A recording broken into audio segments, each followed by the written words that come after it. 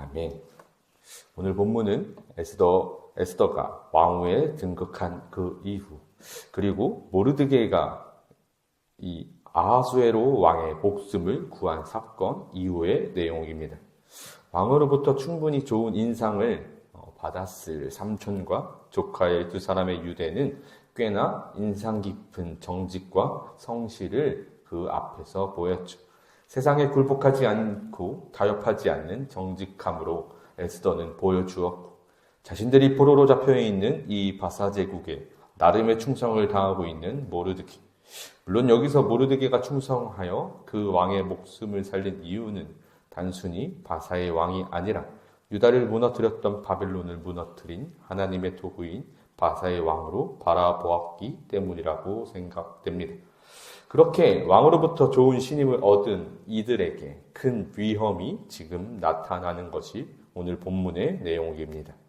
1절에서는 그 후에 아하수에로 왕이 아각 사람 함므다다의 아들 하만의 지위를 높이 올려 함께 있는 모든 대신 위에 두니, 바로 때는 이 에스더가 왕후의 자리에 앉고 모르드게가 그 암살을 막은 직후에 그 아하수에로 왕이 하만이라는 자를 가장 높은 자리에 앉히고 나서임을 말하고 있습니다. 왕은 그에게 거의 왕과 동일한 권력을 주었습니다. 그래서 모든 사람으로부터 추앙을 받는 그 자리에 앉아 모든 사람들에게 절을 받았죠. 그런데 2절에서 보면 조금 어려운 일이 나타납니다. 대궐문에 있는 왕의 모든 신하들이 다 왕의 명령대로 하만에게 꿇어 절하되 모르드게는 꿇지도 아니하고 절하지도 아니하니. 그러나 모두가 절하지만 모르드게는 그렇게 하지 않았습니다. 아마도 여기서 모르드게가 절하지 않은 이유는 신앙적인 이유가 있었음을 이 4절을 통해 보며 생각해 볼 수 있었습니다. 유다인이기에 절하지 않았다라는 그것은 그가 하만이 어떤 우상적인 의미로 추앙받길 원한다라고 생각해 볼 수 있는 것이죠.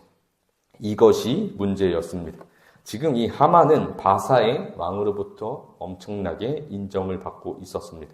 이후에도 왕에게 엄청난 권력을 인정받는데, 그렇게 바사의 가장 높은 자로부터 신임을 얻은 그런 능력자인데 한낱 대신인 모르드게가 인정하지 않는 그 모습에 분개한 하만은 모르드게뿐만이 아니라 유다인 전체를 멸족하려고 합니다.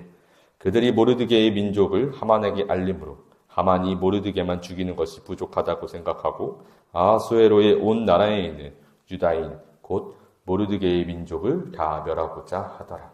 참으로 지독한 악한 대적입니다.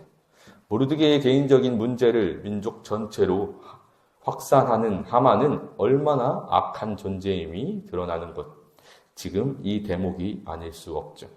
그리고 이내 하만은 아하수에로 왕을 꼬드겨 왕의 전권을 상징하는 왕의 반지, 그 반지를 바꿔서 조서를 내립니다. 이에 그 조서를 역졸에게 맡겨 왕의 각 지방에 보내니 12째 달 곧 아달월 13일 하루 동안에 모든 유다인을 젊은이, 늙은이, 어른이 여인들을 막론하고 죽이고 도륙하고 진멸하고 또 그 재산을 탈취하라 하였고, 이 조서의 내용은 또 참으로 참담합니다. 이미 바벨론에게 멸망한 유다인들은 또다시 그런 일을 경험할 일만 남았기 때문이죠. 그의 온 나라는 혼란스러웠습니다. 역졸이 왕의 명령을 받들어 급히 나가매 그 조서가 도성 수산에도 반포되니 왕은 하만과 함께 앉아 마시되 수산성은 어지럽더라. 유다인들은 이제 흔들리고 좌절할 정도의 문제가 나타났습니다. 그에 쓰러지고 좌절하고 있었죠. 이제 목숨이 달아날 일만 남은 그야말로 대혼돈의 시간입니다. 그러나 15절에서 너무나 대조적으로 나타나는 하만과 그 왕, 함께 앉아 술을 마시는 그 모습으로 이것으로 하긴의 부흥을 바라보는 우리의 시선 또한 절망적이라고 생각됩니다. 그러나 오늘 본문 속에서 모르드게가 타협하지 않는 그 모습을 우리가 기억해야 합니다. 그는 그 나라의 왕인 아하수에로 왕에게 최선의 충성을 다하여 왕의 목숨을 살린 경험이 있습니다. 그런데도 지금 그는 하만이라는 이인자에게는 절대 경배하지 않았습니다. 여기서 알 수 있는 것은 그가 신앙적인 타협을 잘 하는 자가 아니라 오히려 하나님의 뜻에 순종하는 자임을 알 수 있다는 점이죠. 예레미야 29장 7절을 보면 하나님께서 이스라엘에게 이렇게 말씀하십니다. 또 너희는 내가 사로잡혀가게 한 그 성읍이 평안을 누리도록 노력하고 그 성읍이 변형하도록 나 주에게 기도하여라.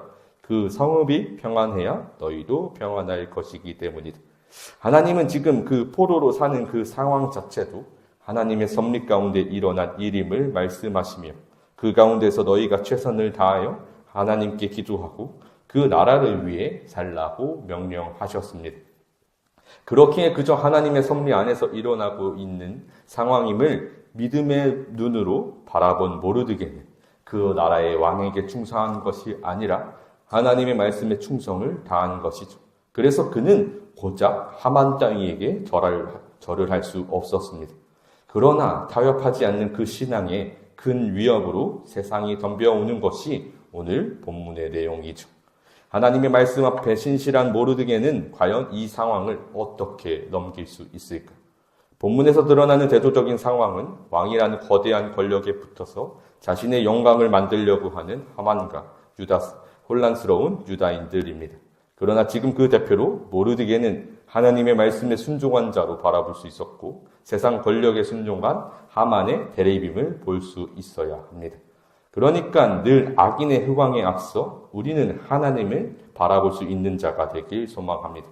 우리의 믿음이 그러함에도 불구하고 저 세상의 권력에 절하지 않기를 간절히 소망합니다. 왜냐하면 하나님께서 끝까지 우리를 위해 일하시기 때문이죠. 결국 우리는 이것이 너무나도 중요합니다. 잠깐 절하는 것, 신앙을 타협하는 것은 너무나도 쉽고 아무 일도 일어나지 않을 것 같은 상황이 늘 우리 앞에서 나타날지도 모르죠. 그러나 그러한 상황 앞에서도 모르드게는 오늘 믿음을 보였습니다. 우리의 인생에서 이런 갈림길에서 우리는 오직 하나님을 바라봐야 합니다.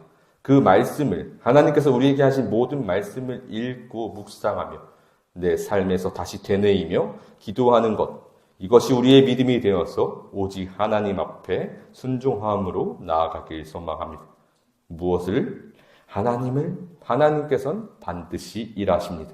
오늘 이 사건 속에서도 결국엔 하나님이 일하셔서 세상에 빌붙어 있었던 그 하만을, 하나님 나라의 백성의 대적이 되었던 그 하만을 하나님께서는 반드시 멸하실 것이죠.